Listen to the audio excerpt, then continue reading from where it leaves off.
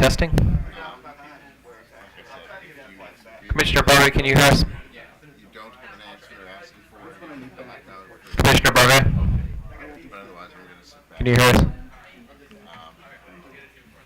I guess you can tell them I'm here. Yeah.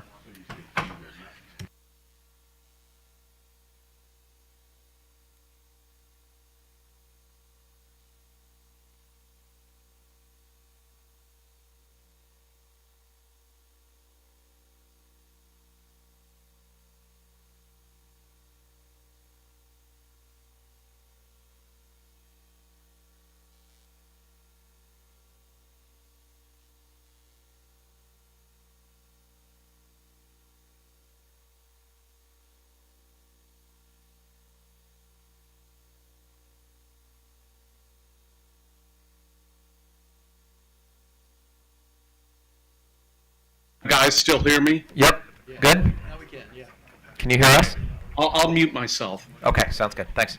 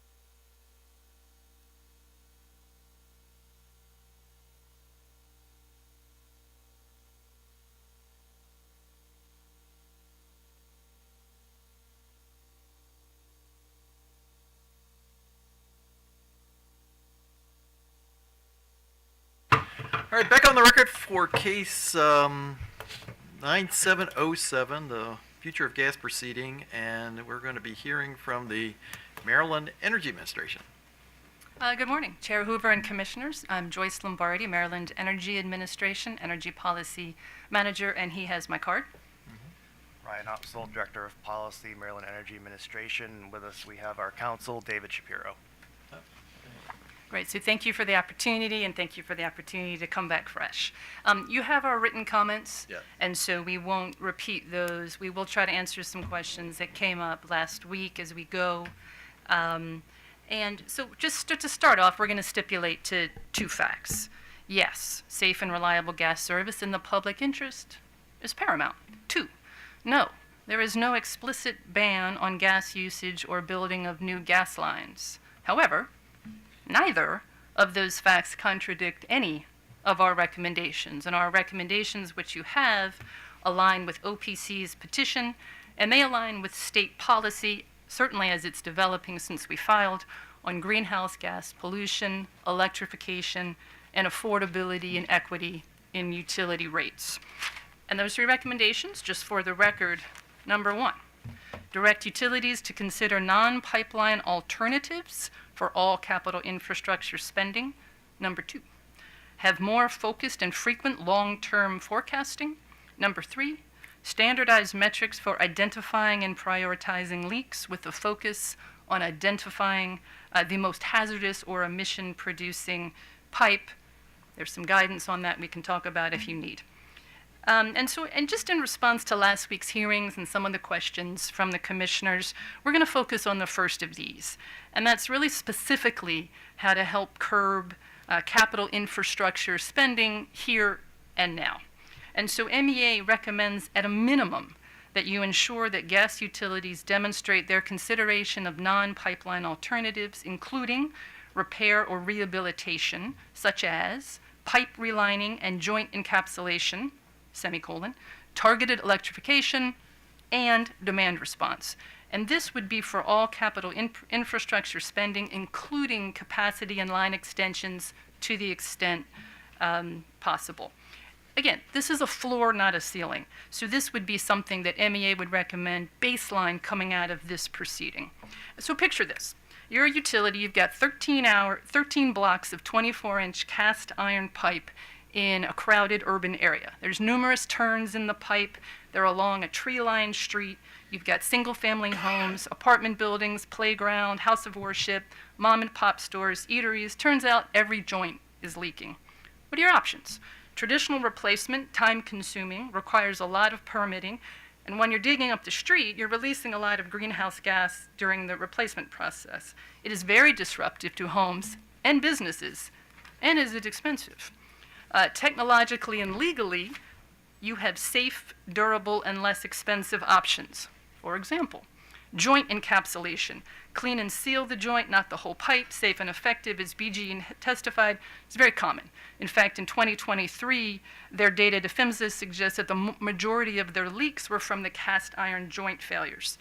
And now there has been technology, there's a robot that can do this. It just zips underground, it goes into a working pipe, seals the joints, no one up top knows about it, lasts for 50 years. It is 1/3 of the cost of traditional pipe replacement being used in New York and Rhode Island. Or pipelining or reconditioning. That's a type of repair that's been around since the 90s. An adhesive liner is kind of inserted backwards into an existing pipe without the need to dig an open trench or many open trenches. Been around since the 90s, used in New York, New Jersey, Massachusetts. So far it's worked on bridges, dense urban areas, minimal disruptive to infrastructure and traffic, federally recognized and tested under PHMSA, can last. It is 1/2 the cost of traditional replacement, and this is CapEx, by the way. These are not O&M costs. So something like the pipe relining, you get a return on that if you're a utility. And the example that I gave, that's Queens, New York, and they did choose pipe relining for all 1.3 miles. So rather than dig 580 individual pits, they dug 12. Rather than this taking 2 years, it took 2 months. According to our data, by the end of 22, Maryland utilities had used this liner technology less than 1% of the time. Why? Could they do more? We'd like to know. Show us your work. And that's true for any of these non-pipeline alternatives. They're out there. Could they be used? Let's know. Last week you talked about targeted electrification. I think BG&E talked about it. You already know about it, but rather than replacement, you can electrify just a few houses or an apartment building or even an entire neighborhood, depending on where it's located. That can focus, so targeted electrification can focus on a neighborhood maybe that has a high energy burden, or maybe a neighborhood that already has a lot of leaks, or something that's on the end of the line, or all of the above, or some combination thereof. Targeted electrification, as you know, is consistent with state policy, consistent with the new Empower Bill, demand response, beneficial electrification for gas utilities. Those plans are coming to you in a matter of weeks. Also, your order and the distribution system planning work group, integrated planning, gas and electric utilities talking to each other. That is the whole energy approach that was discussed last week. And just for the note, just this wasn't clear to me, but it is now targeted electrification. It can have a couple roles. It can be used to avoid replacement costs, or it's a type of demand response that can help avoid costs for capacity expansion. If you electrify these two houses, can help with planned capacity expansions farther down the line. For you, this isn't a far leap. In your last two gas rate cases, you have already stated in Washington Gas, you said all Maryland gas utilities must consider all cost-effective, non-pipeline alternative options and not solely pursue infrastructure replacement. In the BG&E order, you noted the company appears to have selected the most costly method of complying with the federal transmission rule with insufficient analysis of less costly alternatives and little to no consideration of the long-term future of gas, end quote. As you stated, analysis matters. As OPC stated, the data matters. So to do this, we would recommend that utilities provide their work in sufficient detail. What works? It's not going to work everywhere. Show us your homework. Show us your work. Show us the cost benefits. Massachusetts, Colorado, and Washington, D.C. have some best practices there. You talked a little bit about work groups last week. This would probably be one of the limited places that we might recommend a work group just to look at the metrics. Not for all the pipeline alternatives. I don't think you need it. But to kind of develop these metrics for how you're considering and measuring the non-pipeline alternatives. I think you've asked, do you have the authority legally to do this? Yes. We think yes. We think under the PHMSA statute, we think under STRIDE. They both allow non-pipeline alternatives, can talk through the details if you're interested, but as OPC's presentation point out, most of the capital expenditures are not STRIDE. There's a lot of capital infrastructure investments that utilities are making. Is this the place to consider them rather than the legislature?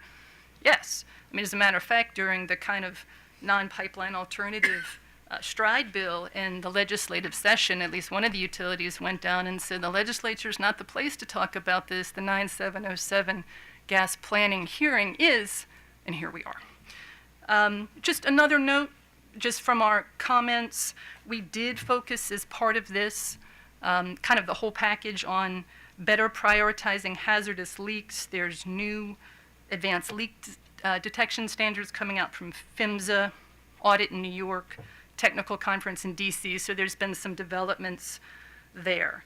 So I'll stop there, and we thank you for this opportunity. Okay, thank you very much. Questions from the commissioners? Commissioner Richard? Great. Well, thank you for your presentation and yeah, for your written comments as well. No, I think you kind of touched on a lot of the questions I was going to ask you. You know, first the authority. You did hear from a number of the utilities, and even I'm interested to hear from staff briefly, cautioning us about what the limits are. There was some discussion about pathways that. The legislature may have intended that this be a system-wide, so we have to look at transportation sector, all the various sectors, and that at this point, it was suggested we don't have the necessary precise guidance, I guess, from the legislature on what we should be focusing on at this point, specifically when it comes to making, decisions with the utilities on what they need to cut back. Where. Is there in fact, numbers that they should be shooting for as far as reductions? When you look at all the gas trying to meet the 2031 to 2045, is there enough near-term authority for us to begin to make those kinds of, I guess, decisions on, whether it be like gas contraction,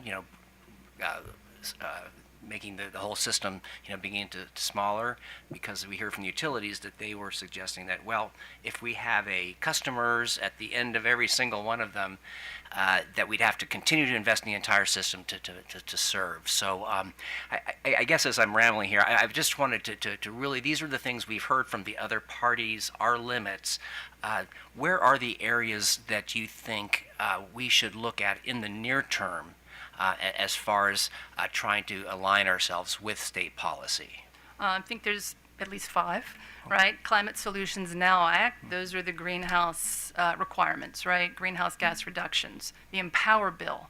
I mean, there's now a business requirement for gas utilities as well to put in business as usual emissions. I mean, what are their current emissions, from their operations? The General Assembly certainly in some of the other bills, even if they weren't specific to gas, they talked about affordability. They talked about being cost effective. Certainly, Governor Wes Moore, he has the executive order that's very clear, tasking MDE with clean heat standards. Electrification is the clear intent in the CSNA. No person left behind. So, and then I think as we look at, and this is also true with our integrated planning in your order, it's just we understand that if electrification and affordability and reducing greenhouse gas are the clear policy of the state, then it's absolutely within your right as a body now to demand that capital infrastructure spending, business as usual, change now, right? I mean, you saw the slides from OPC and from some of the other commentators. I think the burden should be on the utilities, and I think one of the utilities even said, sure, if we can do something for 2 million or 10 million, why aren't you doing it for 2 million? And you don't need a ban on gas to do that. That is cost effective, it is prudent, and it fits into the electrification, clean energy transition that we are all in now. Electric utilities have to do a lot of planning. They have new paradigm shifts, and so gas as well. Like this is a whole energy approach. They are also providing energy to consumers and the distribution system. And so for us, that's where the authority and the urgency both come from. Okay, and that would even include trying to, begin to engage with gas contraction, looking at the system and, going as far as saying, okay, we need to change the incentives as far as, or eliminate incentives for expanding the gas system or for connections. Do you believe that is in our current authority, or is as suggested by others that may exceed where the legislature has told us we can go? I think the best place that we've seen that is in Empower. So to the extent that incentivizing fossil fuel-based appliances is no longer in the state interest, like the state has spoken that electrification it's the clear intent of the legislature, and so any policy that strongly encourages electrification, which is why we focus here on targeted electrification. We know that's the policy. So if you're a gas utility, you can come in and say, well, it's pedal to the metal. We have to do expansions. We have to do capacity expansions. We have to do these fossil fuel. That's not the market. It's not the current climate. And so where we focus is we understand what the current focus and the current policy goals are. And so under STRIDE, right, if we're talking about a STRIDE bill, greenhouse gas goals are there. Prudency is there. I think some of the other stakeholders talked about that. What is reasonable and prudent in this current climate? It is understanding, at the very least, there's uncertainty in the future of gas. At the very least. But what there is we have to do this better, more cost effectively, more affordably to get where we're going. Yes, exactly. I did want to ask about performance incentive mechanisms and just performance-based rate making. I was really glad that was in your filing. Obviously, right now the incentive, what motivates the utilities is capital expenditures. So, how do we? What types of PIMs are you recommending? Not just in your filing, you talk a lot about, reducing gas leaks and methane and that type of thing, but actually trying to move the utilities toward supporting state policies of reducing the amount of gas. Do you have any specific, performance incentive mechanisms in mind to get there? Or have there been any that are working that you can point to that are working in other states at this point? And then also where will they come from? We've had this opportunity to consider PBRs, PIMs for a while now, but nothing has materialized in any of the 5 or 6 or 7 cases rate cases that have come before us. If you could just kind of address maybe a little more detail on where we go with performance incentive mechanisms. Sure. And I think, if I'm not mistaken, I think the Empower Bill specifically says, let's have performance incentive mechanisms. So they're starting to be baked into some legislature. Personally, I think this body would be maybe the better place. You already had the AFO, or alternative forms of rate making. It's already something some of the work groups are looking at. This would be the body. Hate to punt to a work group, but that one might be. The affordability docket is coming up. We'll be filing comments in that, and I think you might see some, certainly for electric, some suggestions there. For gas, the only one that we did put in our comments, and it's a suggestion, is the one that's linked to hazardous leaks. And we did that because it helps utilities stretch to where they might not necessarily be going. I don't know, and I can't opine right now whether or not we would support that for non-pipeline alternatives, because there's already, it's a cost reduction. So that one, broaden that one out to a larger stakeholder. But the one that we did put in there was just metrics for the hazardous leaks, because and I think that you had a back and forth with one of the utilities, like how are you prioritizing them? And there's not a standard forward-facing set of metrics. All the utilities do their DIMP a little bit differently. And so to kind of get a handle on what are you doing, how, right, and very specifically, are you measuring direct emissions, not just basing it on the type of pipe? Are you looking at lost and unaccounted for gas? And so that was the one that we had suggested. I can come back, certainly, if there's gas PIMs that are working. The ones that we've looked at so far seem to be in the electric space. Yeah, great. Well, thank you. As the chairman indicated, this is not a one and done. I mean, this is just the beginning, I think, of a process, and it's great to have Maryland Energy Administration actively engaged and helping us, and guide us with the what are the state policies, and how can we help the state again move forward with those policies. So thanks again for being here today. Commissioner Barbe. Yeah, thank you, Mr. Chairman. I just wanted to make sure I heard you clearly. You consider pipelining and joint repair and replacement, you consider that to be CapEx? Did I hear you correctly? Some, Commissioner, my understanding from the pipelining is capital. Just in what I've read, the pipe relining is capital. It is CapEx. It's not an O&M cost, just from what I've read on that. The joint encapsulation and the robot, I don't know. I can certainly get back to you. So some repairs are operations and maintenance. It may be, but not all repairs are operation and maintenance. So I think I just want to be really clear that it's, right, so it's, and that's the one that we've. Okay. Yeah. Yeah, and so basically the implication is that you, let me be careful about the way I say this. The implication I get from your testimony is that you would look upon this kind of pipe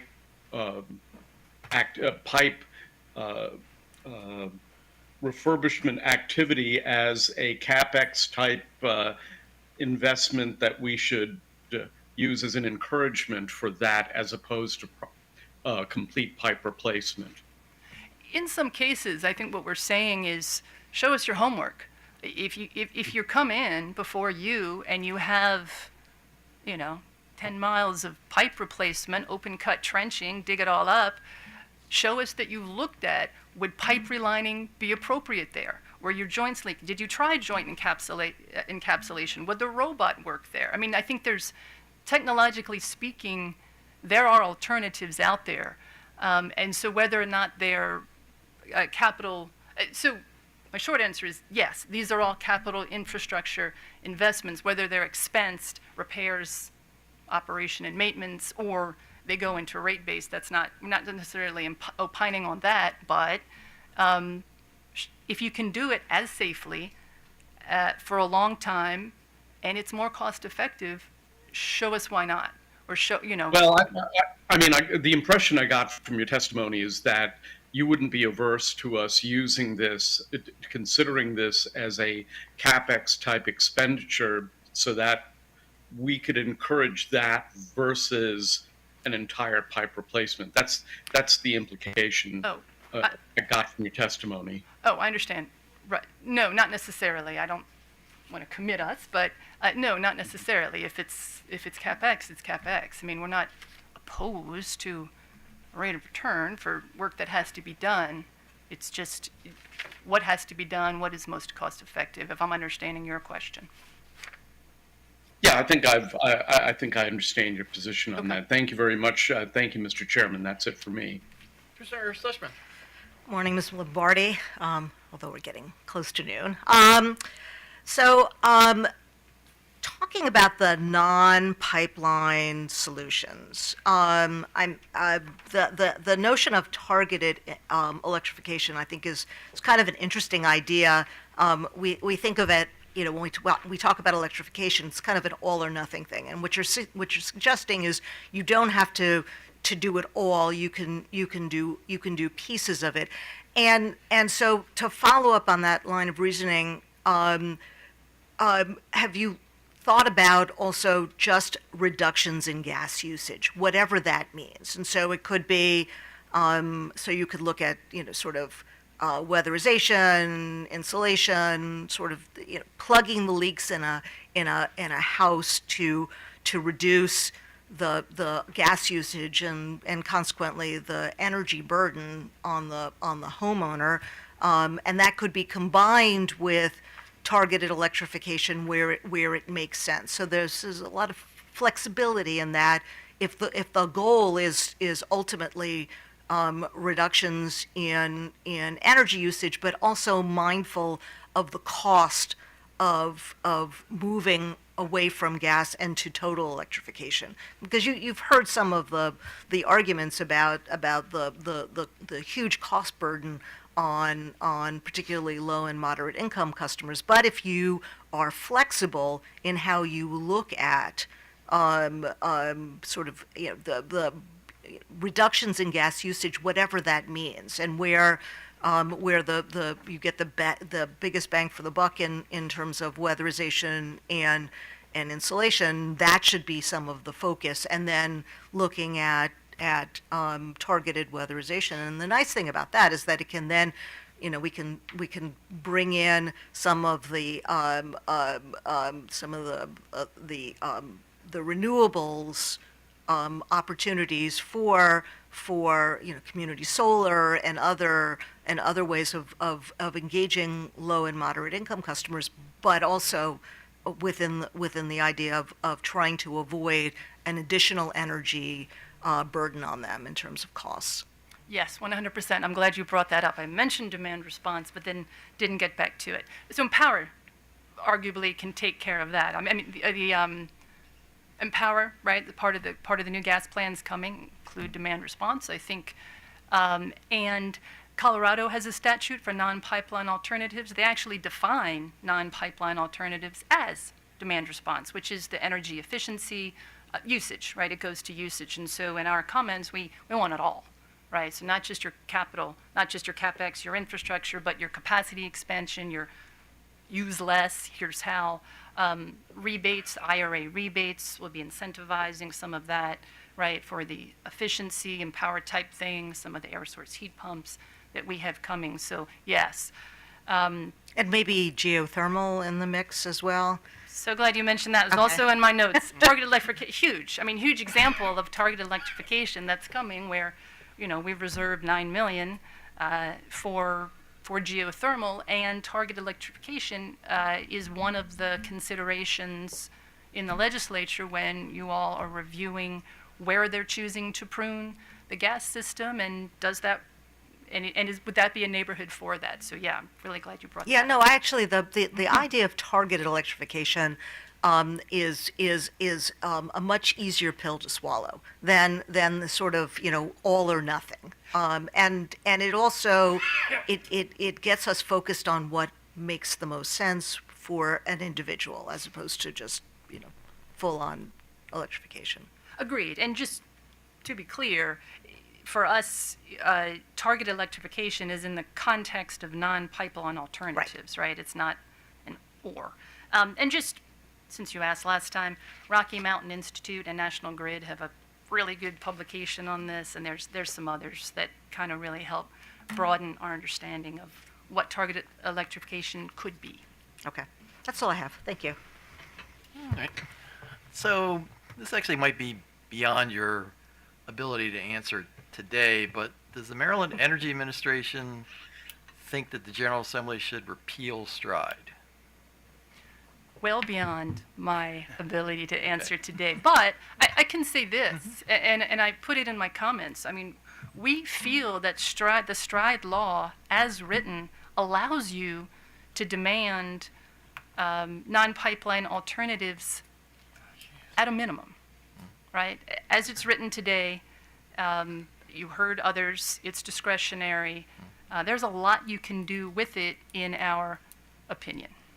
Okay. You wanna comment? And then earlier you talked about an item that you thought could be sent to a work group because it's pretty specific and all that sort of stuff. But do you have any thoughts on what the process should be for this proceeding going forward? I mean, should we have similar hearings like this, or, I mean, the other suggestion was made was actually handle this like a rate case where we do, witnesses testifying, being cross-examined and things like that, or is there some other suggested path you have in mind? I think in the words of David Lapp, let's stop the bleeding, right? And so I think a couple things. When it comes to capital infrastructure spending that are coming before, when those costs are coming before you in any form, I think that it may be that sitting here today, you have the power to demand non-pipeline alternatives with your authority. The other issues that were raised in OPC's petition, and there's a lot, there's certainly the marketing, line extensions, a lot of other issues.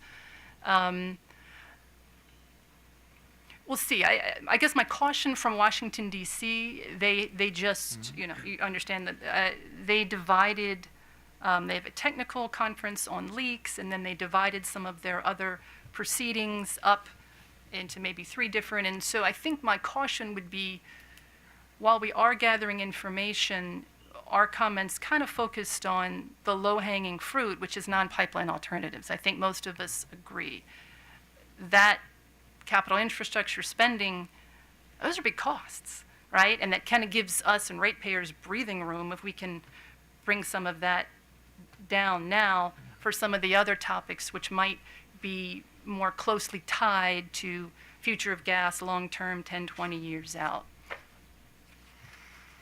Okay, all right. I think that's everything from us. So thank you very much. Thank you. And so now we'll turn to staff.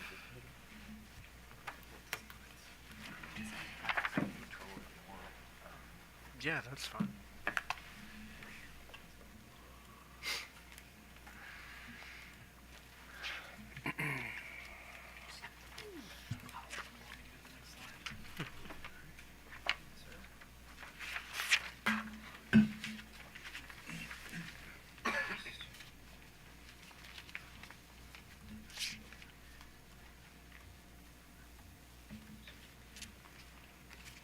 All right, good morning, Commissioners. Harrison Scher on behalf of staff, accompanied by Michael Dean and Drew McCullough, and Mr. Lloyd Spivak. Regarding staff's position, staff supports OPC's petition. This is a proceeding that's necessary in order to achieve the goals laid out in the CSNA.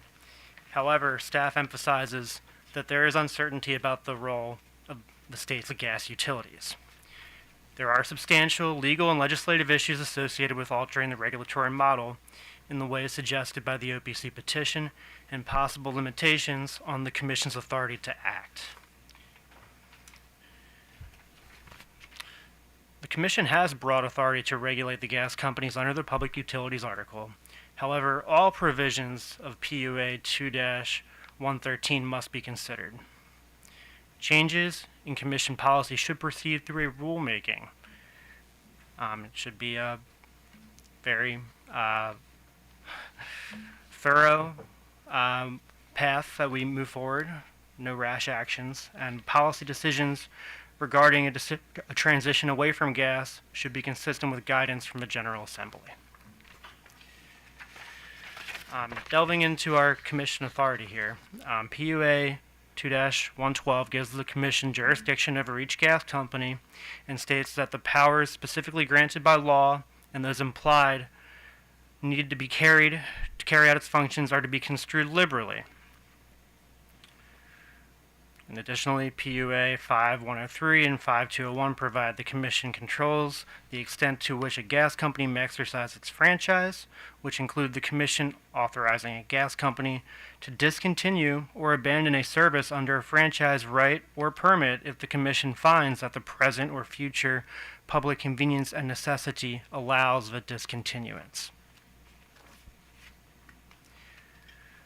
Moving to our limitations, as stated previously, all provisions of 2-113 must be considered, and not just areas concerning the protection of the global climate and state commitments to reduce GHGs.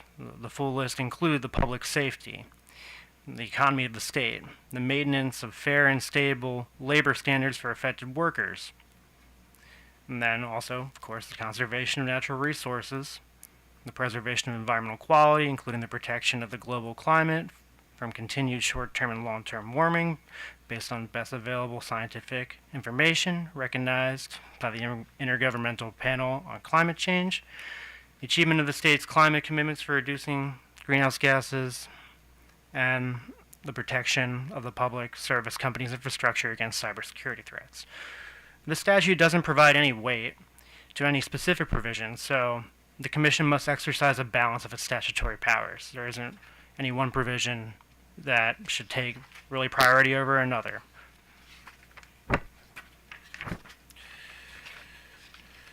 Additionally, although the CSNA set these climate goals, there aren't specific methods detailed about that include reducing gas specifically in the CSNA. But there are greenhouse gas goals that need to be achieved. It's up to this Commission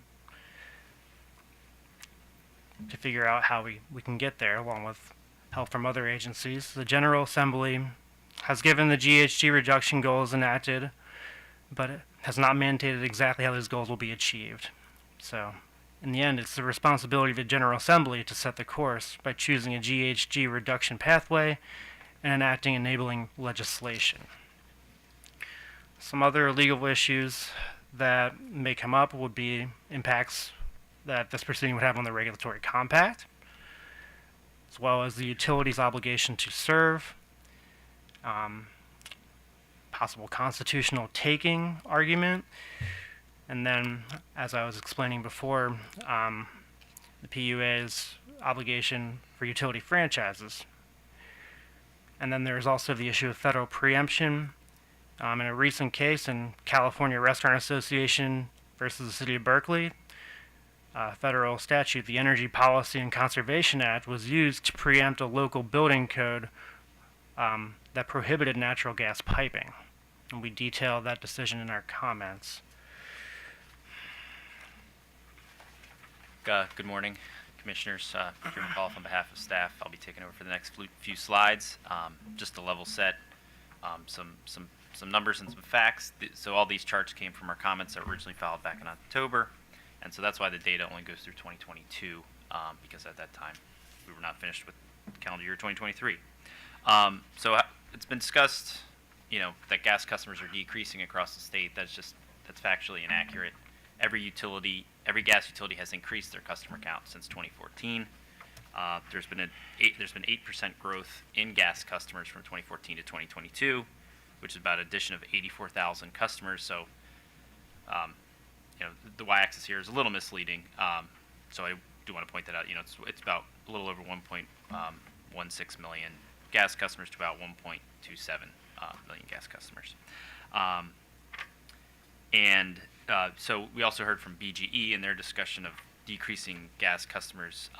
But I would like to note in their second MYP, which was just filed last year, for each year of the MYP, they were forecasting 4,000 new residential gas customers in each year of that MYP. So that would be 2024, 25, and 26. And throughput as well has not been decreasing. Now, as you can see, in 2021 and 2022, there's some weird movements. Now, obviously, that was because of COVID, so it's hard to tell exactly where this trend is going in the most recent years. Obviously, with 2023 would help kind of solidify where we're going, because that was kind of a more typical year, I'll say. But from 2014 to 2022, we saw a 4.8% growth in gas throughput. Now, as you may recall, I just said we had about 8% growth in customers over that time period. So the gas system has become slightly more efficient in that time. And that's what's shown in this chart. So this is the average monthly residential customer. So this is per customer, the average monthly residential consumption for these three utilities. So BGE is on the bottom, Columbia is on top, and WGL is in the middle. So as you see, there's been a slight reduction, some more than others. So Columbia's had quite a bit of a reduction in the average consumption per month, while BGE's is relatively flat but still decreasing. But all three have shown a decrease over the last 8 years. And just to kind of cover the emissions, so this was the 2020 emissions for Maryland put out by MDE. So as some have pointed out, transportation is our highest greenhouse gas emitter in the state, and obviously we have many goals and various programs to address that through EVs, as the Commission is very familiar with. But as you see, natural gas fuel use is third on the chart. And then further down, you have electricity generation from natural gas and just the natural gas industry as a whole, which there isn't a large industry in the state of Maryland. And this just kind of breaks this down further in pie chart form. So just to cover the generation section, so that's that orange section, we have about 14 gas generating units in Maryland, so that's where that generation is coming from. And then obviously the industry is just the extraction, transportation, and fuel use is 50%, is the large majority of gas use in the state. And then this breaks down the industry emissions that you just saw, which was 23% of that pie chart, which shows that it's largely through the distribution of gas. And then you'll see transmission is also a sizable portion. And then, as I said, we don't really have a gas industry in the state, so production is emissions from production of natural gas are almost zero. And then this is just to kind of cover the progress Maryland has made in the greenhouse gas emissions. So that orange line, the 45.54, that's the 2031 goal. So since 2006, so this again was from MDE, and we only had data up to 2020 for this chart. But as you see, we've made, I would say, positive progress. I think many folks would argue this is largely from coal to gas switching for electric generation. However, there has been substantial progress made. And obviously, we have a net zero goal by 2045 as well. So, turning to how this proceeding could be modeled, staff suggests that the electricity deregulation proceedings that took place in the 1990s could serve as a model. In that instance, the Commission established two succeeding generic proceedings, 8678 and 8738. Those proceedings entail substantial stakeholder discussions and comments to the Commission. And ultimately, the Commission issued an order in case 8738 that served as a guide for the General Assembly, which went on to pass legislation that largely reflected the Commission's decisions. The General Assembly should be given the opportunity to ratify, modify the Commission's decisions after the Commission has had the opportunity to create a thoroughly review of the factual record. And so this will kind of cover some of the comments So this again all came from staff comments, and this is just kind of our, I guess, rebuttal, you can say, to OPC's original petition. So as I already have kind of shown, OPC had claimed in the petition that, gas was becoming uncompetitive and gas customers have been dropping off and gas usage has been dropping. But as we've just shown through the charts, that's not factually accurate at this time. And OPC also relied on some Census Bureau data that we weren't comfortable with. So the Census Bureau data was based on surveys, and they actually shorted the number of gas customers in the state by 130,000. So OPC was using that data to show that there are, I think, about even electric heating customers versus gas heating customers. According to staff's data, that's not quite accurate. There are still quite a few more gas heating customers versus electric heating, and I'll get to that later. And then there were also claims that electrification is conclusively shown to be cost effective. Again, we just don't see the data to support that at this point. The most cost effective circumstance would be a new build, where in a new housing development they do put in the electric heating, so therefore you never have to switch. Obviously, the most expensive could be if you live in an older home. It doesn't even have the appropriate ductwork, so that you're not even just switching from a furnace to a heat pump. You also need all the internal work to your home as well. So again, we haven't seen data that clearly shows that electrification is cost effective. And again, there was no data on utility bill estimates for switching from a gas furnace to an electric heat pump.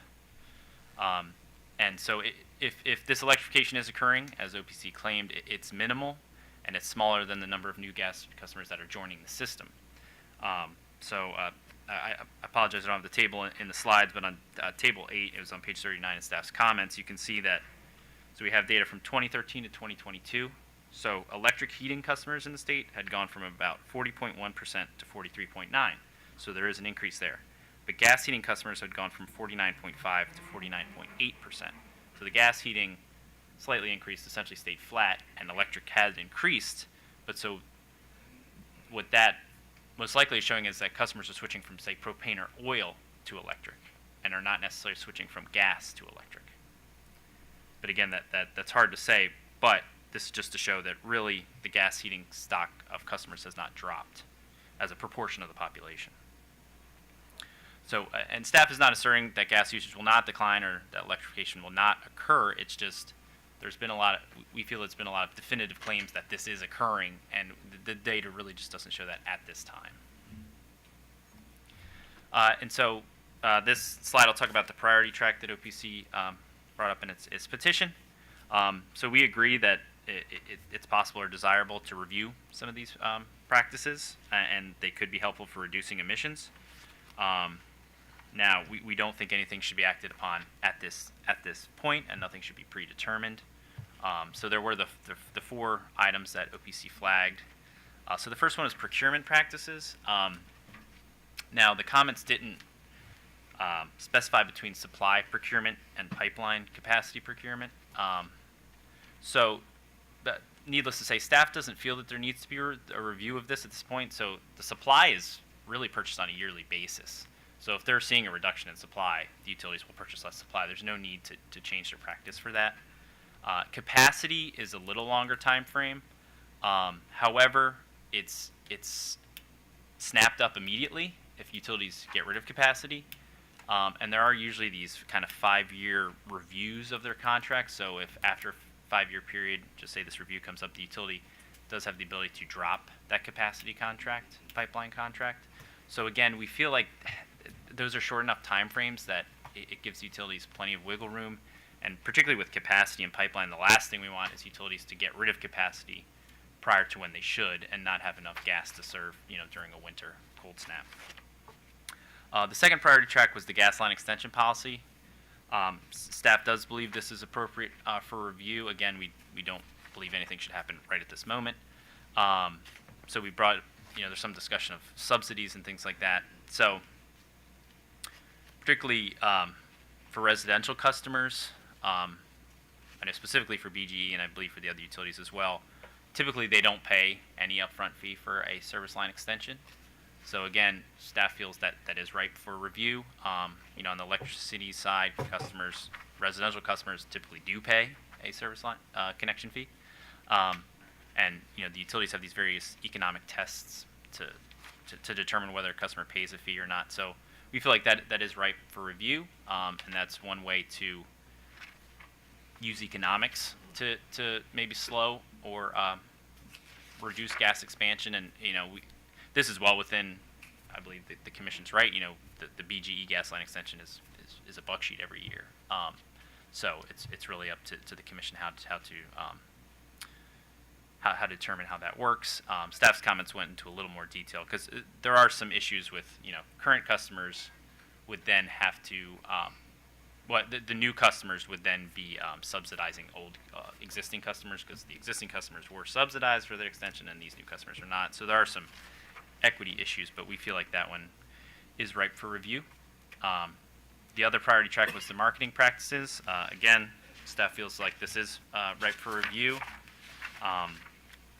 You know, as we saw, I believe in OPC slides, you know, the banners that say switching to gas, you know, is cheaper and will, you know, save you on your utility bills and things like that. You know, staff is happy to look at those issues, and again, think they are ripe for review. Empower is still going on. Obviously, Empower has its own hearings and proceedings, and there's a hearing in the fall, I believe, to continue some of the discussions there. So I think in staff's opinion, it'd probably be best to keep Empower on its own and review those issues separately. So again, staff just recommends the commission not take any immediate action on these. And again, staff is happy to have discussions about these various topics in work groups or whatever, or proceeding or whatever style proceeding the commission wishes. So then OPC also discusses this transition track. This one was a little less defined, but it's clear that by transition they meant, you know, a switch to electrification. And as we heard from MEA and others, you know, the state has passed no law restricting gas use in any way at this point. Now, as we've heard quite a bit through this proceeding, you've heard a lot about capital spending, and the impact to rising rates as customers drop off, and that impact on LMI customers. I will note that the Maryland Building Decarbonization Study conducted by E3 showed that in the most aggressive electrification scenarios, rate impacts were the worst for both gas and electric customers. So again, that's why, you know, staff is happy to have these discussions and proceedings, but, you know, the kind of all or nothing actually was shown to be worse for customers overall. And obviously, the quicker we switch, in staff's opinion, it would be even worse for LMI customers because obviously the customers who are able to switch economically will switch first, and then the LMI customers will be left on the system last.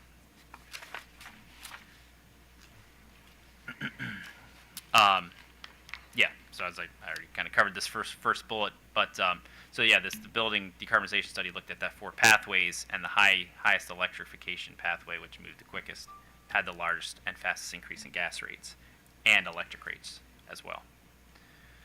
And staff also stresses the need to make sure the gas system is reliable and safe. Obviously, we're well aware of the concerns of the increase in spending that the gas utilities have had, but obviously safe and reliable service we believe is paramount.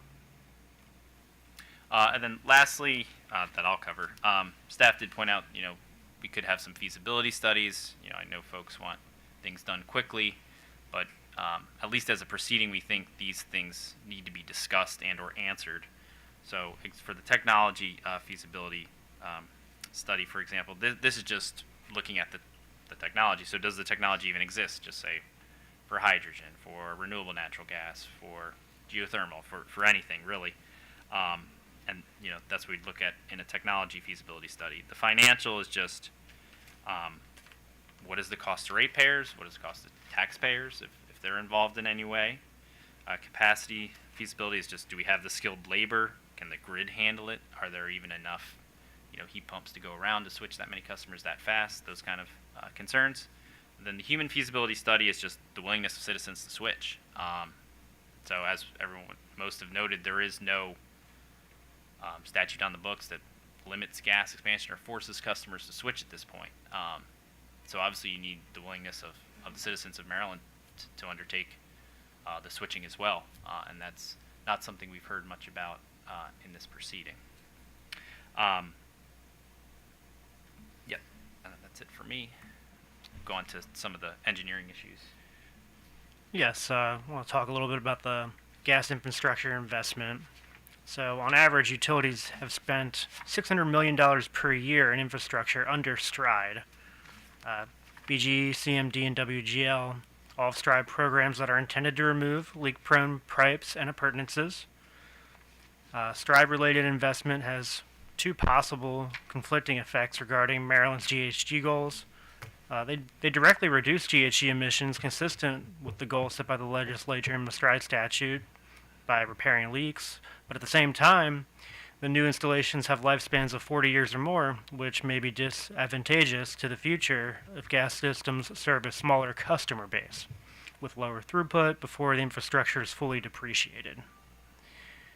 In addition, some other non-STRIDE investments, each utility undertakes infrastructure investment outside of STRIDE. For example, Elkton expects to complete the replacement of all Aldol A pipes on its network in 2024. Some further STRIDE impacts. The main purpose of the statute is to promote public safety by accelerating the replacement of aging and potentially leaky infrastructure, which would thus reduce greenhouse gas emissions. Importantly, the Commission may limit or deny these programs, but at the same time, balance between climate change considerations and the public safety concerns must be considered. The Maryland General Assembly should determine whether and to what extent STRIDE should be curtailed.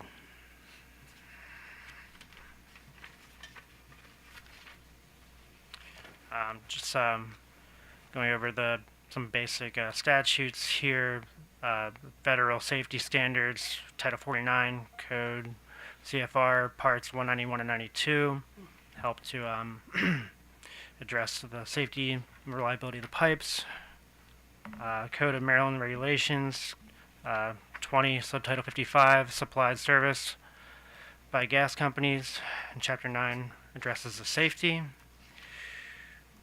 Pipeline safety regulations include the following requirements, operations, maintenance, corrosion control, leak surveys, pressure regulators, any damage prevention, public awareness, distribution and transmission integrity management, others. Additional regulatory requirement for operations, maintenance, and accelerated replacements. PIMSA advisory bulletin is quoted as protecting our infrastructure of pipelines and safety and Enhancing Safety Act of 2020, the Pipes Act of 2020 requiring operators to update their inspection and maintenance plans to address eliminating hazardous leaks and minimizing releases of natural gas, including intentional venting during normal operations from their pipeline facilities. Operators must also revise their plans to address the replacement or remediation of pipeline facilities that are known to leak based on their material, design, or past operating and maintenance history. And the PUA 4-210 infrastructure surcharge is mentioned here. Finally, regarding these safety regulations, staff just wants to stress the need to maintain safety and reliability of gas infrastructure is important now and for as long as it is needed. That has to be paramount. We've seen too many news stories with these horrible gas explosions, so that needs to be stopped. Maintaining safety must remain the priority. And to conclude, any final comments for the Commission decision? As needed to support findings of the fact in the Commission's order, additional data requests may be needed. That can come from the bench, from staff. Public comment hearings and opportunities to submit written comments are necessary for significant policy changes in this type of proceeding. And that concludes our presentation. We're available for questions. All right, Commissioner Fleischman. So, thank you for a very thorough presentation. I guess my question is, so you support the idea of a proceeding, and the chair has made it clear that we are actually in a proceeding as opposed to starting a proceeding. So, sort of going forward, where do you envision the proceeding? What would your recommendations be for the proceeding? Should it go to a work group? I mean, you've heard some discussion earlier about concerns about sending it into a work group, and so what would your recommendations be in terms of what we should do going forward? I believe there are parts of this proceeding that may be appropriate for a work group, but in whole, the proceeding should not be focused on just work groups. It needs to involve all important stakeholders. We need to take on comments from the public, and really we have to take action here. If we're going to meet these GHG goals, it looks like we've made some progress, but this has to be a productive procedure here. Yeah, and if I could add, personally, I don't have an issue sending it to work groups. Sorry, I thought it kind of amusing. Everybody thought they were a horrible idea. But I would just say if the commission does that, some guidance obviously would be I would say almost necessary. So, for example, we feel like the commission could split these up in various, maybe not, you don't need various different case numbers or proceedings, but you can kind of take it piece by piece.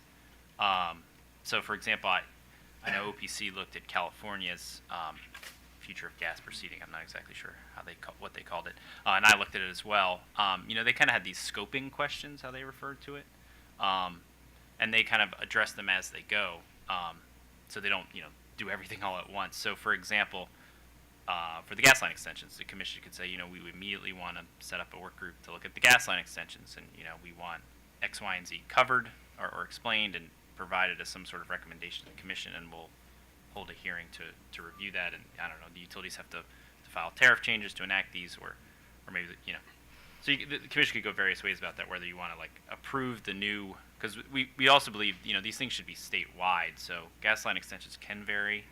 I'm obviously more familiar with electricity. I know their service line extensions do vary by utility. So again, the commission could just say, for this specific topic, we want to address this one now. By just say January 1st, we need recommendations on how to implement a new statewide service line extension policy. And then after that, after you approve whatever that new policy is, the utilities have to file updated tariffs. Then that issue is solved, and then we can go to the next topic. Or obviously we can do multiple at once. But personally, I'm not so against a work group, because that's just the easiest way to bring together all the stakeholders. And again, as long as there's guardrails and specific questions and/or answers the commission wants, I think that'll help focus the discussions and make sure we get done what the commission wants to get done. Okay, thank you. That's all I have. Oh, Mr. Dean. Oh, Well, Mr. Dean wants to.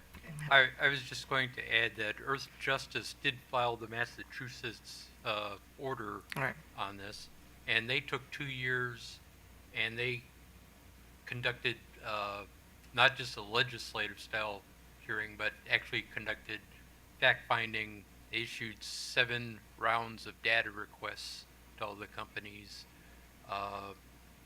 and it's important to have a factual basis for the decisions rather than parties' interpretations of what the status of the gas industry is in Maryland. Okay, thank you. Commissioner Richard. Thanks. Thank you for the presentation and for very extensive for comments. So you've had the opportunity to hear from all the parties, and some are actually saying, no, go commission, you've got all the authority you need, and in many cases it seems that we do. From the Climate Solutions Now Act, and then from that you have what the Maryland Climate American Commission on Climate Change, and they are saying some very specific things that we need to do about reduction in fossil fuels, and also just moving toward electrification, and our own supervise and regulate statute. I mean, it has gotten to be quite detailed down to the level we should consider the IPCC, which is, if you see that, it says, what do they say? Reduce, eliminate fossil fuels. So I guess I'm trying to figure out where, what you're saying with as far as our next steps, that we would need a rulemaking, I think is one of the recommendations. And then there's the proceeding that it's recommended that be modeled after the deregulation. So, given your point that, we do need to move, we need to act quickly, what do we, maybe a little more specific, what do we do next to, to be able to have this procedure, but also knowing that we have stride cases that we need to decide, make decisions on. We'll have, rate cases, and, and there's appeals. So, I mean, how do we do this expeditiously, and, and how do we then separate the, you call the priority items with the transition items? So, are you, maybe you're not prepared today, but I think we need to kind of overlay the petition, what they're suggesting on the various immediate track, and again fold in, since you'll be largely helping us take that petition and putting it into some kind of a procedure, how do we actually act on your recommendations? So I don't know if you have any comment now, but maybe that's just a first observation, but something I'm kind of struggling with.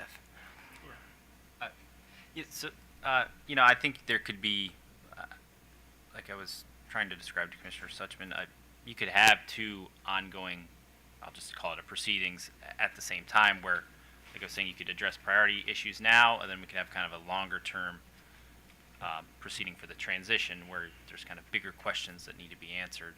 And would those priority issues be the things that would go into a rulemaking, setting up a rulemaking, or how does that? That's probably that's a legal question. But for example, for the service line extensions, I don't see why there would be a rulemaking, because that's a tariff change.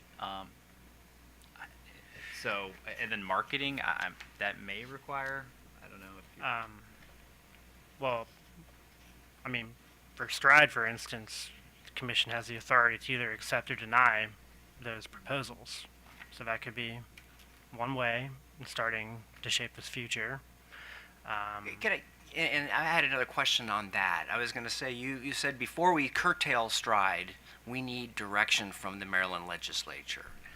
You've heard from other parties, MEA, and from Office of People's Counsel, is no. I mean, everything is there. We can either accept or not accept. We can, put requirements on, quantitative narratives and qualitative. I mean, I got that backwards. I say quantitative and qualitative. Comparisons between, replacement or repairs or alternatives. So it seems like we have everything, but what you've also said is we need to get something more from the legislature. Can you help me with that? What I meant was, Stride hasn't been repealed yet. It's still good law, but within that law, the commission has the discretion whether to approve or deny these programs. And it also, there's interpretations of the statute in the past that the commission has taken. For example, it's an accelerated program. And initially, some companies filed Stride plans which just converted their current replacement program into the Stride program, and the commission at that time said, no, it has to be accelerated. You can't just do that. You have to do much more. So, the commission can regulate the scope of the work that's being done in the Stride programs. Since there's been new legislation regarding the commission's how it supervises companies. That always applies even to the STRIDE statute. So you can refocus what work needs to be done now and what work doesn't need to be done now. You could have a proceeding, a legislative style proceeding like you have right now, which would decide what the overall policy directives are going to be, in much more detail rather than the broad policy suggested in the OPC petition, and then have separate proceedings, which would then be perhaps evidentiary proceedings, to make to collect factual data to make decisions and be more focused, so that not everything is sort of a mishmash of, trying to do everything at once. That would help focus some of the directions that the commission wants to take. Okay. Well, I think that what we're hearing from the petitioners and from many of the parties is, we can't take maybe I would call it the business as usual approach, the way we've done it in the past to STRIDE. We need to figure out how some of these new requirements that have come from the legislature, both in our supervise and regulate statutes, and also from the the Climate Solutions Now Act, to figure that out. And I know we've had some pushback if we try to move, from some of the utilities, like, no, there's precedent and you need to have a record for that. So I think that's the kind of guidance, again, I would be looking for from staff. How do we make that transition and make the transition quickly and clearly? I know in a recent WPL order, one of the criticisms of our direction is, on changing policy is that we were being vague. So I think that we need to, again, figure this out and do it quickly. Do it, in the systematically like the staff are recommending. But again, at least for me, try to figure out how we get this and do it quickly. So. Anyway, we've been meeting for quite a few hours here on various things, so I'm going to stop there. But, again, I appreciate the input of staff and from their guidance.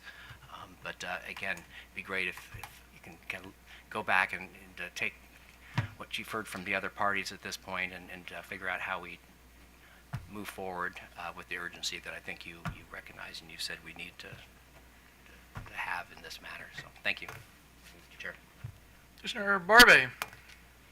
Thank you, Mr. Chairman. I do have a number of questions. Let me begin by asking you something very specific. Earlier in your presentation, a number of pitfalls were listed, and one of those pitfalls was constitutional taking issues.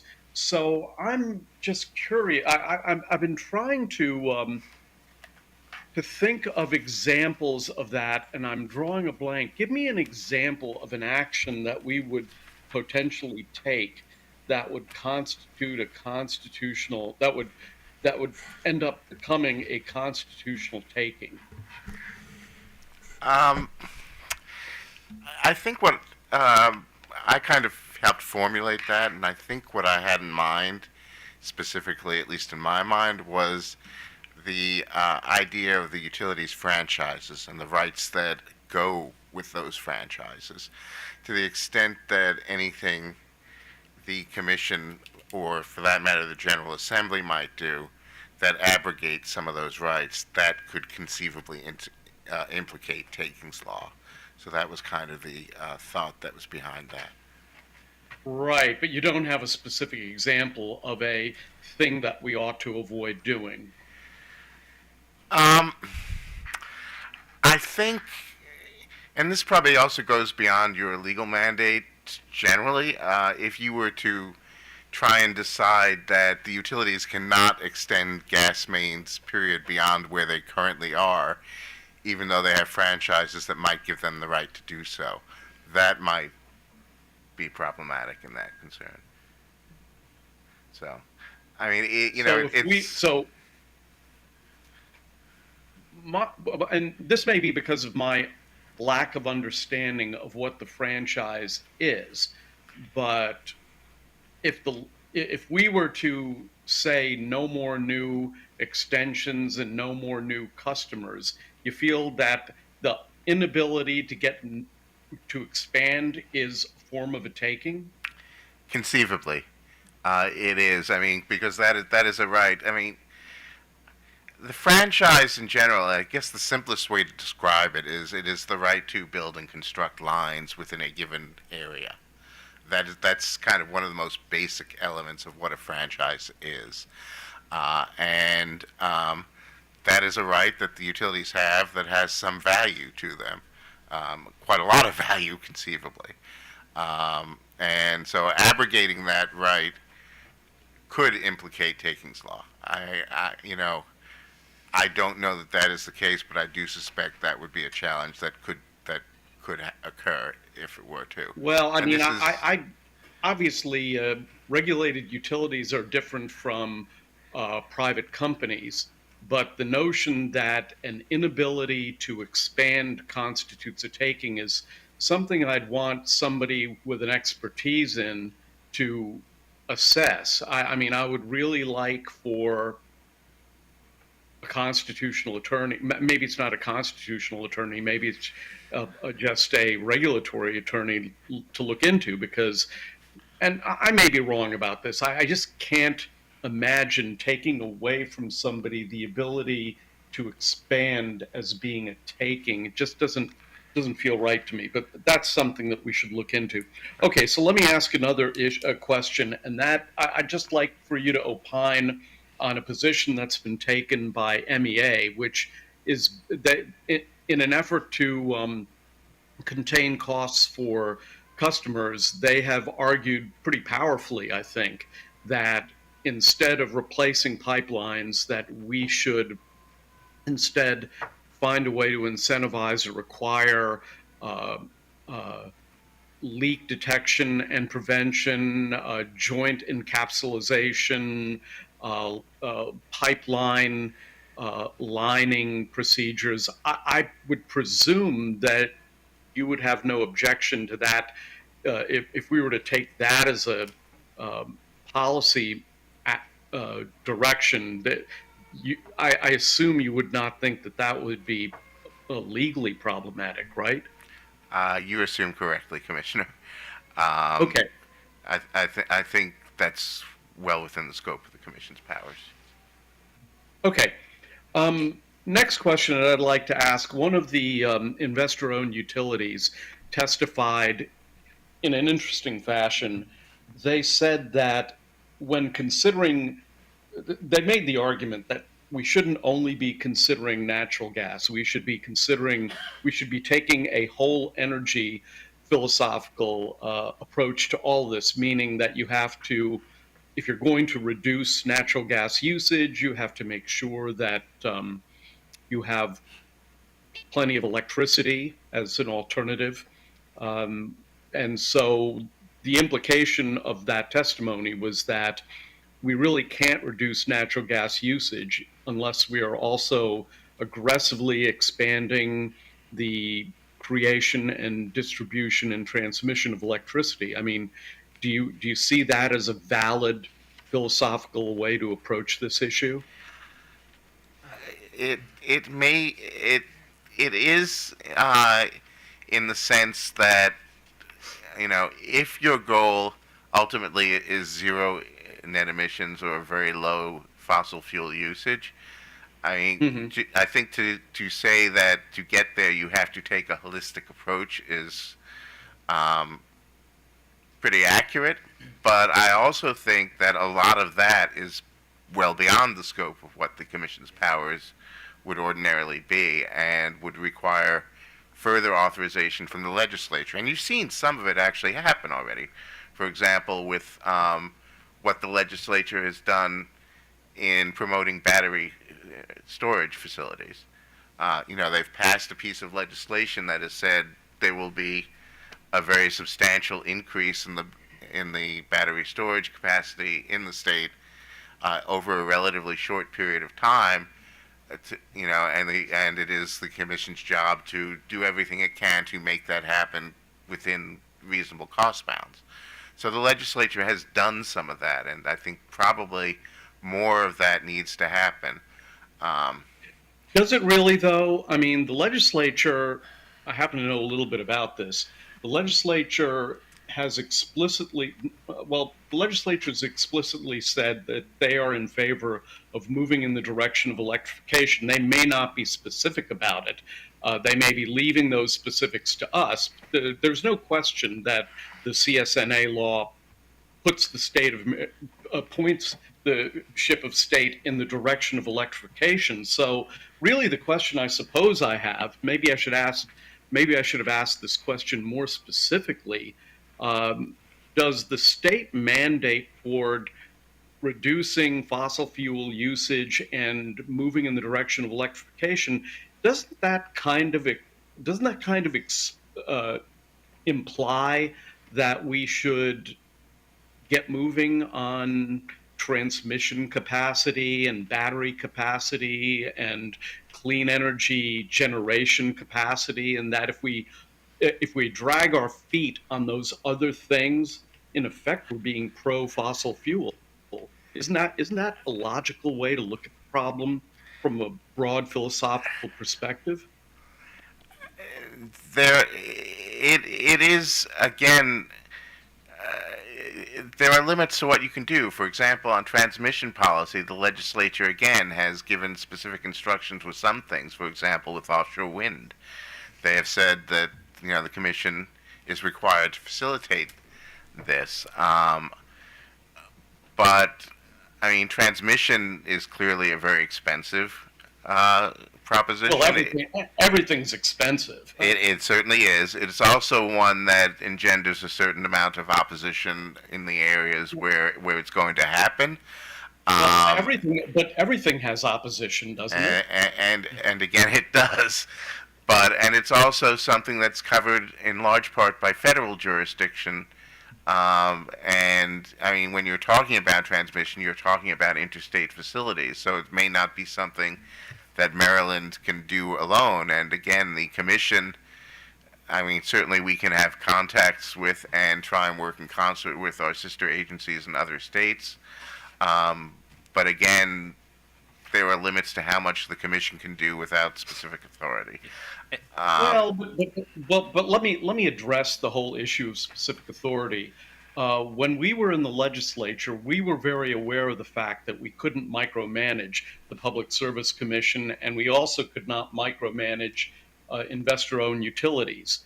And so these broad public policies were established in the law, and it was assumed, I assumed it, I think my colleagues in the legislature assume it even now, that the details have to be worked out by public utility regulators such as us. And, one of the things that, I think certainly the advocates would say, but I think even some of the business representatives would say is that the statewide mandate in the CSNA law and the Empower law and in the battery, storage laws, those mandates should inform the direction in which the Public Service Commission should move, which means, I believe what that means is that we should be guided by those mandates to, of course, stay within our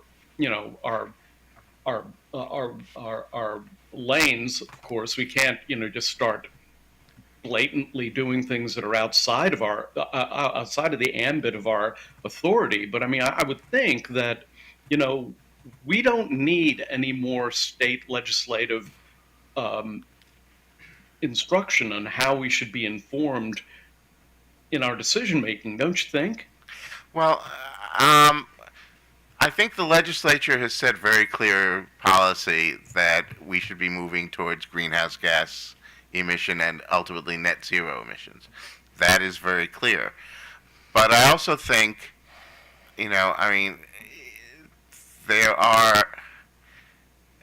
to the extent that electrification happens, I mean, I don't think it's realistic to think that it's all going to happen entirely voluntarily with no incentives on the table, with no financial subsidization in some cases, and with, and just out of people needing new appliances and they decide, well, I'm going to go with electricity. Even that, I don't think it's going to happen gratuitously. There are some things that are going to have to be required to happen.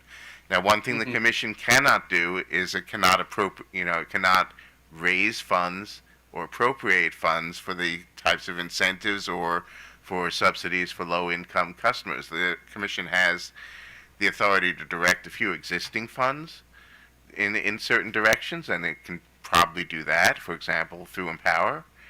But in order to create certain types of state incentive funds or to find a way to make electrification possible for low-income customers and find a way to pay for that, it probably needs the legislature. That's the sort of thing we're getting at. Okay, no, I agree with that, but we have the ability within our existing statute to incentivize certain kinds of electricity and certain kinds of practices like all the pipeline practices that were, MEA basically suggested that we should allow some form of rate basing for certain kinds of repairs rather than for pipeline replacement. I mean, those are clearly can be theoretically within our ambit, and those kind of tools can be used by us to carry out state mandates. Don't you agree with that? Yes, absolutely. To do those kinds of things, you have to establish the factual record, and that's usually is done through some sort of evidentiary or generic proceeding. So. Okay. Well, other people are more than I am, so I'll take that from you. So, in conclusion, Mr. Chairman, I would really like for us to have people smarter than me, which is probably practically everyone, to take a look at the whole taking issue with respect to the franchise of investor-owned utilities, and I think that is it for me, Mr. Chairman. Thank you very much. Okay, thank you. Mr. Chairman, could I just add? Sure. So, because Commissioner Barry first asked about looking at it holistically, I believe it was WGL who brought that up last week. You may have seen the PJM auction yesterday. It went up tenfold, the capacity auction, the price from last year, and the electrification study that came out from the commission. I think it was, I can't remember if it was this year or last year. It showed that even by 2031, and not even the highest electrification scenarios, some utilities switched from from summer peaking to winter peaking, and obviously we already have a bunch of utilities who are already winter peaking. So again, that would assume that if we have any kind of highest levels of electrification, that peaks will increase in the winter, which will require more spending. So obviously Mr. Spivak's points about where the Commission's jurisdiction ends and starts are obviously very important, but looking at it holistically is very important because do we have? That's why staff wanted to look at these capacity for example, feasibility study. Do we have the capacity to serve this electric load if it increases that quickly? Well, and thank you for that, and also I thank you for actually having the charts that show the number of gas users over the last 10 years, I think it was, and the efficiency of the gas usage as well. And I think one of the benefits to having this proceeding on the future of natural gas is we are creating a record not just for legal cases, but we're creating a record that can be viewed by the members of the legislature. And if you're correct that we need more specific authority, certainly this proceeding can be the basis of that. So again, thank you, Mr. Chairman. Okay, so on this issue of the rights of the franchise holders, my recollection of this process was that it was decided at some point a long, long time ago that for certain services and businesses, it made more sense to have them as what were known as natural monopolies. You know, electricity service, gas service, and to a certain extent, telecommunications services. In fact, I remember a very famous photograph of New York City from the 1880s when telephone service was first started. It was essentially like a spider web of wires running between buildings because all sorts of people were offering telecommunications service. So the government decided that, you know, we're going to create these monopolies, but the deal is, you know, you have to be regulated by the state as far as you know, your rates and practices. Under that idea, can't the government decide that your particular franchise is now causing difficulties for the state? And so therefore we will limit your franchise, because one of the things we've heard from a lot of the advocates who want us to take positions on this is, you know, what you need to do is stop digging. You know, you're in the hole and stop digging. So it seems to me that one of the ways to stop digging is, in fact, line extension policies. And it seems to me that, you know, there's already been some changes in that. I mean, in the old days, this stuff was fully spread across all the customers, and then there was a change that decided, well, you know, other customers shouldn't be subsidizing that. You know, the person who's causing the reason for the expense should be the one who pays for it. So line extension policies got adjusted for that. I mean, under that rubric, couldn't we go even further to not only stop having line extension policies subsidized, but actually trying to create impediments and burdens to extension of line extensions, you know, so that the system doesn't get any bigger, and so we stop digging. All right, let's kind of take that. You're absolutely right as far as the historical antecedents, and please don't think that I'm saying that, you know, saying that utility can't extend its lines beyond where they currently are, and passing a law to that effect is a taking. I would not presume to come anywhere close to that. Really, all I'm doing is cautioning that that is an issue that could come up in court and be adjudicated, and it's a challenge that could slow things down and cause issues in the path that you're wanting to move, and it's probably and you probably want to avoid that scenario if you can. In terms of the line extension policy, in terms of you know, who pays for it when it happens, I think the Commission's authority is pretty clear there, that the Commission can decide, you know, that if to the extent line extension is allowed, it's going to be something that the person seeking it is required to pay for. You know, that said, again, it's not, you know, it's to completely disallow line extension. That's probably something that better comes from the legislature than from the Commission. You know, I wouldn't say unequivocally that the Commission couldn't do it, but it is probably advisable that that be backed explicitly in the law. Okay.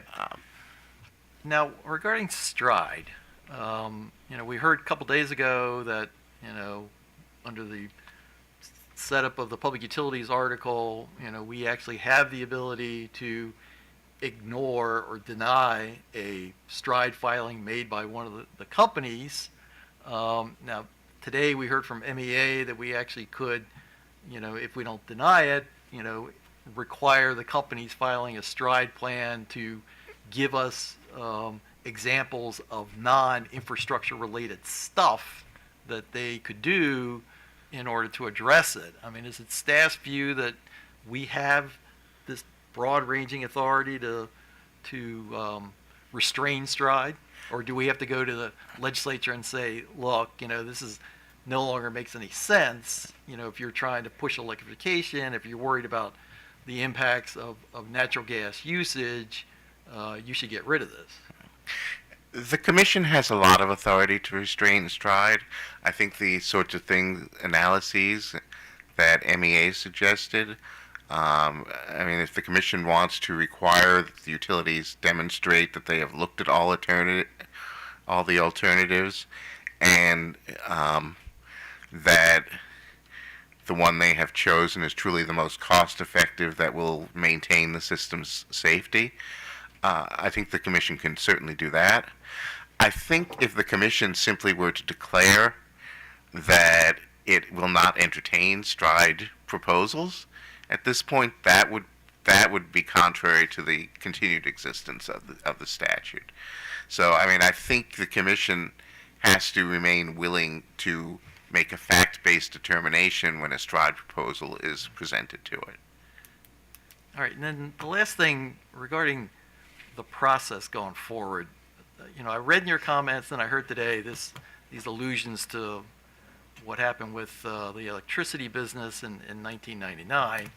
And at the risk of sounding like a veteran from an old war, you know, since I was there, I don't quite remember it the same way that you've kind of explained it. And it struck me that what came out of that process were, you know, large settlements between the major moving parties, which were the utilities, the industrial and commercial customers, and the residential customers, who hooked up the deal that, you know, essentially provided a lot of money to the investor-owned utilities for under this idea that, you know, since they weren't going to be the only guy in town, they had stranded costs that had to be taken care of.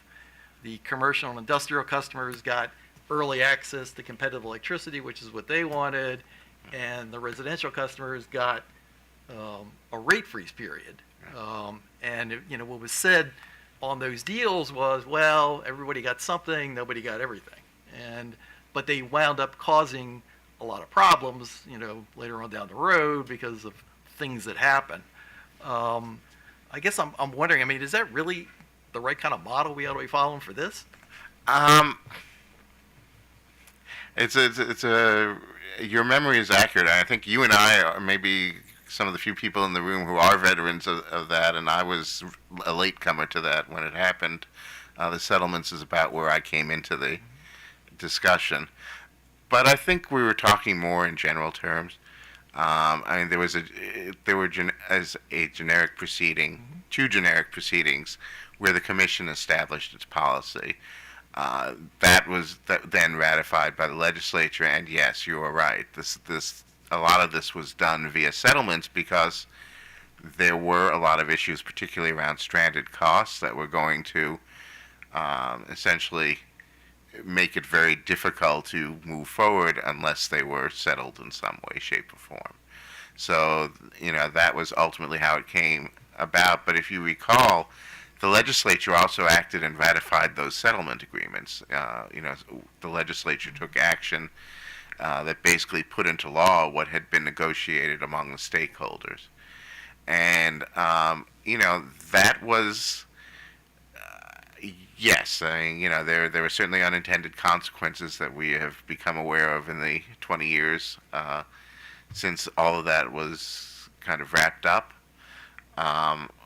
But it was a good process for both vetting the policies that were being proposed and considered at the time, for arriving at solutions that people were willing to live with, that weren't all completely held up in courts for years on end, that were within the, you know, that gave the commission a firm grounding for its decisions. It created a very extensive record for the decisions that, you know, made it that much harder to challenge what was done. And, you know, given the importance of the policies that we are talking about here, that is a very advisable thing to do. And I think that's where we're trying to go with that. Okay. And your colleague, Mr. Dean, mentioned that Earth Justice has filed, I guess at our suggestion actually, the what's happening in Massachusetts. Have you guys had a chance to look at that process and have any thoughts about it? I'll let Mr. Dean speak to that more than I have not had a chance to look at it. Although from what I have seen and heard, it sounds like a well thought out process.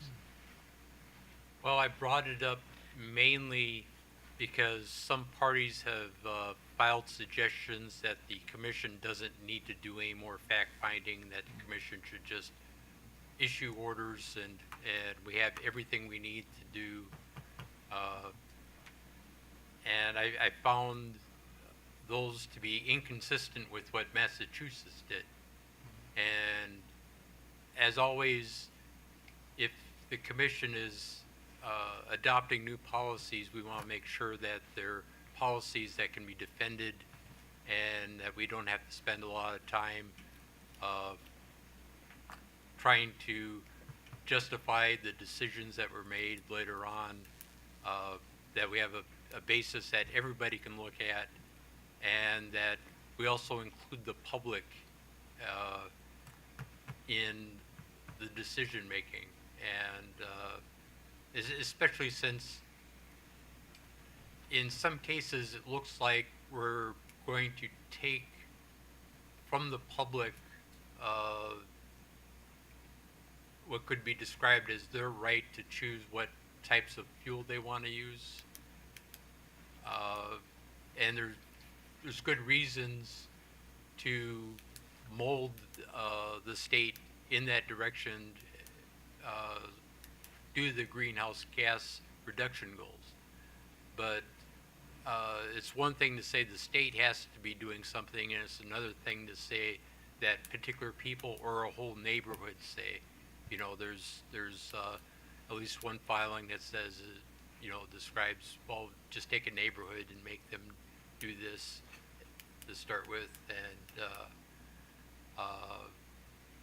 we can talk about adjusting the gas system to abandoned areas. Decisions like that really need to have full public support going forward. Okay. All righty. Any other questions for anybody else? All right. Well, thank you very much, and we'll be in touch